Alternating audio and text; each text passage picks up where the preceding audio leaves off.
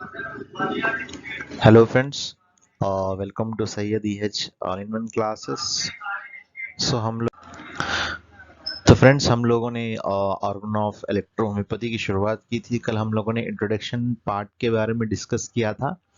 आज हम लोग life of doctor count Caesar Mattei के बारे में डिस्कस करेंगे, जो पार्ट 1 है। ठीक है, और इसको दो हिस्सों में मैंने डिवाइड किया ताकि बात अच्छी तरीके से समझ में आए। ठीक है, शॉर्ट एंड स्वीट रखने की कोशिश की मैंने। आइए शुरू करते हैं ऑर्गन ऑफ इलेक्ट्रोहोम्योपैथी में life history of doctor count Caesar मैटी।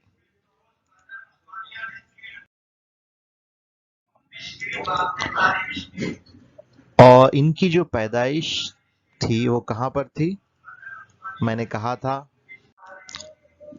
Doctor साहब की जो पैदाइश है वो है बोलोग्ना सिटी है, जो इटाली में पाई जाती है city. Bologna city, Italy, the home land of count Mattei, is a city of arcades and is known as mother city of many great and famous scientists।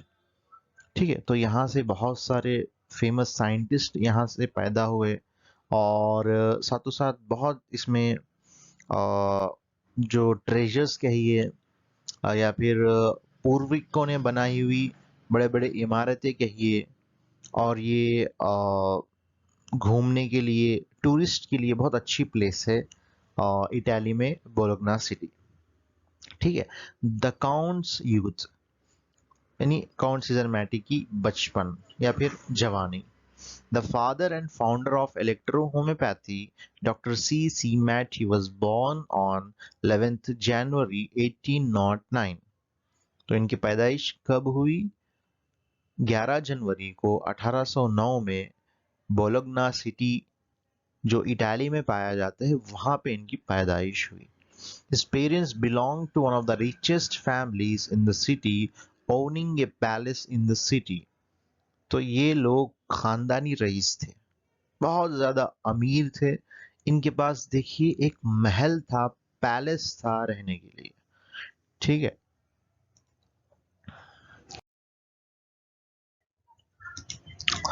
Doctor मैटी was living upon the income which he had inherited from his ancestors। तो ये खानदानी rice थे, तो इन्होंने इनका जो खर्चा है, जो रहन है, जो सहन है, खाना है, पीना है, उठना है, बैठना है, पहनना है, ये सब चीजें ये अपने घर के जो खानदानी जो विरासत है उसमें से ये खर्चा करते थे।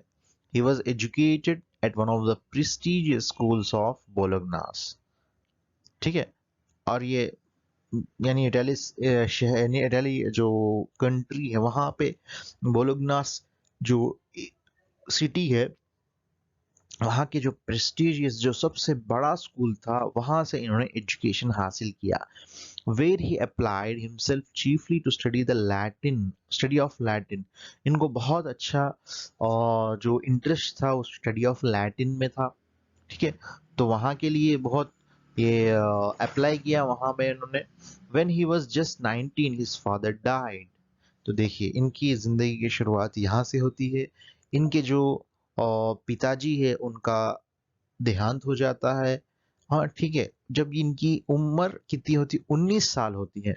And his guardians were finding themselves somewhat board by his presence. तो इनके जो खानदान वाले होते हैं, चाहे इनके चाचा हो या फिर ताया हो या मामा हो वगैरह वगैरह, इनको पालने के लिए बहुत दिक्कत होता है। इनके इनके रहने से उनको दिक्कतें होती है, तकलीफें होती है, मुश्किलात होते हैं।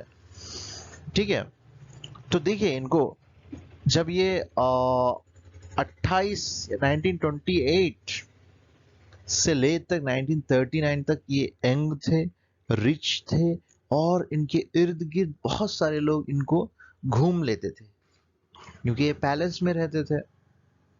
अचानक 1839 में इसका जिंदगी एकदम बदल गई। क्यों? एक फिलोसोफर थे जो है पोला कोस्टा, ये पोइटरिस्ट है और फिलोसोफर है। इनके एक लाइन ने इनकी जिंदगी बदल दी। क्या है वो लाइन, आप भी देखिए। Why waste your life in the aimless frivolities of society when you have faculties which well deserve to be better employed। हाँ, तो इसका मतलब ये हुआ कि आपकी जिंदगी जो ऐसी चीज है जो आपको काम आने वाली नहीं है, ऐसी सोसाइटी के लिए आप उसको क्यों बेकार कर रहे हैं, जबकि आपके पास इतने अच्छे फैकल्टीज हैं, पढ़ाने वाले हैं, आपको माहिर बनाने वाले हैं और आपकी जिंदगी को संवारने वाले हैं। उनके साथ अपना वक्त गुजारिए, क्योंकि आप उनके सोहबत में रहेंगे तो और बेटर होंगे। तो ऐसी सोसाइटी में से वक्त देने से बेहतर है कि आप ऐसे लोगों से अपना वक्त को जोड़िए। तो इसका मतलब ये है। तो ये एक कितनी बेहतरीन और उनकी ज़िंदगी में इस लाइन का असर पड़ा कि उन्होंने अपना रूट चेंज किया। वो ये भूल गए कि मैं एक दौलतमंद इंसान हूँ, वो ये भूल गए कि मेरे एंसेस्टर्स क्या है, ख़ानदानी रईस थे, मैं रईस ज़्यादा हूँ, बल्कि उन्होंने ये कोशिश की कि मैं और बेहतर बनूँ, मैं अच्छा इंसान बनूँ, मैं बेहतर काम करने वाला बनूँ, मैं सोसाइटी के लिए कुछ करने वाला बनूँ। ये बनने के लिए सबसे पहले मुझे वेल डिजर्व्ड या फिर वेल फैकल्टी, मुझे अच्छा बनाने वाले लोगों के साथ मैं वक्त गुजारूं, उनसे सीखूं। ठीक है, तो ये वर्ड्स ने उनकी जिंदगी को बदल दिया। कब? 1839 में। फिर आगे देखिए क्या होता है।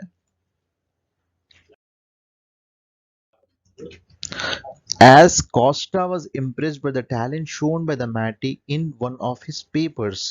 अब देखिए कोस्टा के बातों को तो इन्होंने पढ़ा, लेकिन कोस्टा भी तो इम्प्रेस हो इनसे कि ये अपने साथ रखे उनके साथ।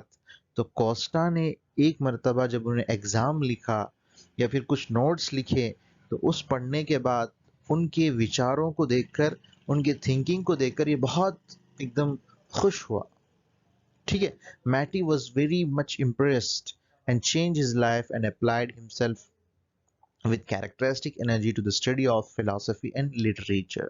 तो जब इनकी जिंदगी में उन लाइंस ने चेंजेस लाया, तो जब ये इंटरेस्टेड हुए कि फिलोसफी पढूं मैं और लिटरेचर पढूं, हाँ, उनके बारे में जानूं, तो 1839 के बाद ये 2 साल तक कोस्टा, पाओलो कोस्टा के साथ इन्होंने वक्त गुजारा, इन्हीं को अपना दोस्त बनाया, फिलोसोफर बनाया। Life went pleasantly enough on the new lines, and it was until he was 38 that an incident occurs which calls for special note। ठीक है, तो यहाँ तक इनकी जिंदगी अच्छी तरह चल रही थी, इनके सोच विचारधारा बदली, इनका बात करने का तरीका, इनका जिंदगी गुजारने का तरीका एकदम बदल गया। जब ये 38 के हुए, तो उसके बाद एक इंसिडेंट हुआ। देखिए, ये भी एक लाइफ चेंजिंग इंसिडेंट है।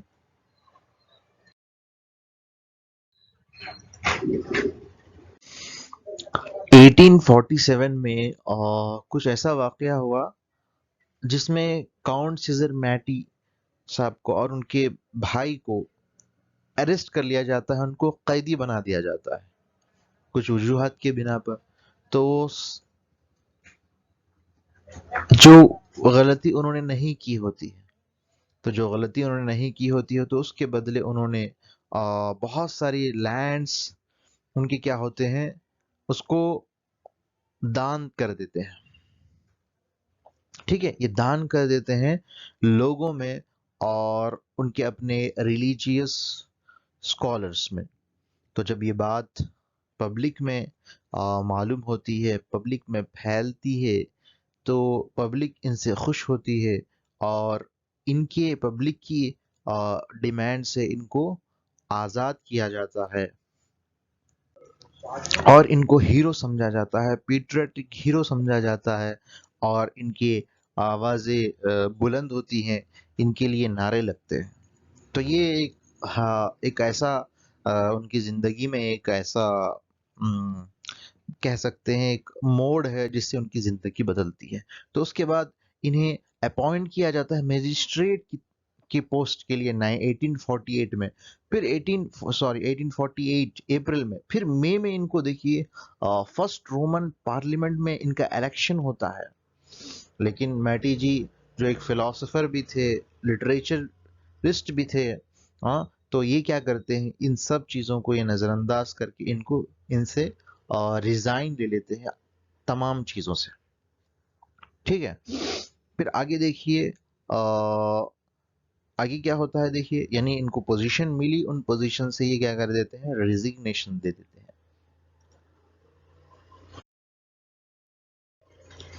फिर इनका नया रुख सामने आता है, ये स्टडी करते हैं और रिसर्च करते हैं।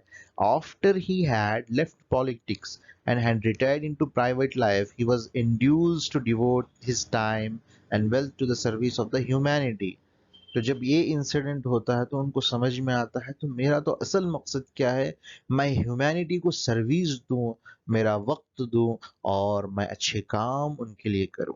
Under the influence of the philosopher Paula Costa, he gave himself up to the study and research of agriculture, botany and chemistry at Vergato. तो जब इनको मालूम होता है कि मैं ह्यूमैनिटी की सर्विस करने के लिए क्या करूं, तो ये इनका इंटरेस्ट जो बढ़ता है, इनके गाइडर, इनके फ्रेंडशिप जो इनसे होती है, वो हमारे जो पाउला कोस्टा, उनकी गाइडेंस में ये एग्रीकल्चर, प्लांट्स और उनके खसूसियात, केमिस्ट्री को जानकारी के लिए रिसर्च ज्वाइन हो जाते हैं वेरगैटो में। ठीक है, लेटर ही acquainted himself with the research of doctor Samuel Hahnemann, क्योंकि प्लांट्स का जहां ताल्लुक होम्योपैथी से है, तो जाहिर सी बात है ये वो रिसर्च के दरमियान में यहाँ तक पहुंच जाते हैं डॉक्टर सैमुअल हैनेमन के पास, the founder of the modern homeopathy and human polarity. तो बहरहाल ये होम्योपैथी के रिसर्चर थे डॉक्टर सैमुअल हैनेमन। तो जब काउंट सीजर मैटी साहब का इनसे मुलाकात होता है, तो ये उनके साथ बैठते हैं, इनसे सीखते हैं और इनकी नॉलेज में इजाफा होते चले जाता है।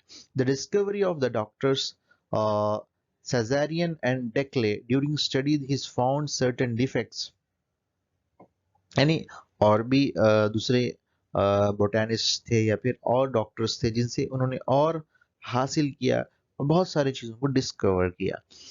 अब इन्होंने होम्योपैथी के बारे में जब पढ़ा, तो मैंने स्टार्टिंग में जो डिफेक्ट्स बताए थे, उन डिफेक्ट्स इनके सामने आए और उनको सोच विचार में डाल दिया। यहाँ से देखिए, एक इंसान जब उसकी शुरुआत होती है, तो कैसा कैसा उसके अंदर चेंजेस आती देखिए। उन्होंने यूनिवर्सिटी में एडमिशन लिया, वो पढ़ रहे थे एक लाइन, उनकी लाइफ चेंज हो गई, वहाँ से उनकी सोहबत मिल गई, हाँ, वो फ्रेंडशिप किए उनसे, उनसे आइडियोलॉजिस्ट बन गए उनके, उन्हीं के बताए हुए तरीके पे वो चल रहे थे, हाँ, पाउला कोस्टा। फिर वहाँ से एक इंसिडेंट होता है जिसकी वजह से उनको एक अच्छी पोस्ट भी मिलती है, लेकिन वो समझते हैं कि ह्यूमैनिटी की सर्विस ही असल है। तो वहाँ से वो इनके गाइडेंस में उनके जो टीचर है, उनके जो फॉलोअर है, उनकी गाइडेंस में ये एग्रीकल्चर, बोटानी, केमिस्ट्री के डिपार्टमेंट में आते हैं, रिसर्च करते हैं। वहाँ से पहुँचते पहुँचते ये सैमुअल हैनिमन्स के पास पहुँचते हैं और दूसरे रिसर्चर्स के पास पहुँचते हैं, और अपने नॉलेज में वो बहुत ज़्यादा इम्प्रूवमेंट करते हैं। और फिर आगे चल के उनको मालूम होता है कि होम्योपैथी में कुछ डिफेक्ट्स है जिसको मैं दूर करना ज़रूरी है मेरे लिए। ठीक है, ये सोच उनके अब बनने शुरू हो गई थी। ठीक है, और इसके अलावा वो बहुत सारे मेडिकल साइंस को स्टडी इन्होंने कर चुका था। ठीक है, तो फ्रेंड्स यहीं तक हम आज का लेक्चर रखेंगे, फिर पार्ट 2 में हम इसके बाद का आपको जानकारी देंगे। Okay, thank you.